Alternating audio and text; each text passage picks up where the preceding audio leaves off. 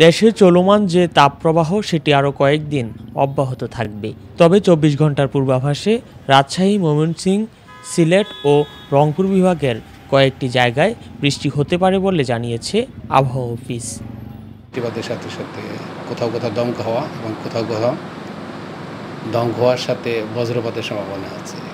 আর তাপমাত্রা আগামীকাল মোটামুটি দেশের তাপমাত্রা আমাদের সামান্য বৃদ্ধি পেতে পারে আরেকটু, এবং দেশের চলমান যে তাপপ্রবাহ সেই অব্যাহত থাকার সম্ভাবনা আছে। 18 তারিখে ময়মনসিংহ এবং সিলেট বিভাগের উপর এবং 19 তারিখ থেকে ঢাকা বিভাগের কিছু কিছু অঞ্চল এবং চট্টগ্রাম এবং বরিশাল বিভাগের কিছু কিছু অঞ্চলে বৃষ্টিপাতের প্রবণতা বৃদ্ধি পেতে থাকবে, এবং 20 তারিখ 21 তারিখে সারা দেশের উপর বৃষ্টিপাতের প্রবণতা বৃদ্ধি পেতে থাকবে। তখন থেকে তাপপ্রবাহ প্রশমিত হয়ে যাওয়ার সম্ভাবনা আছে।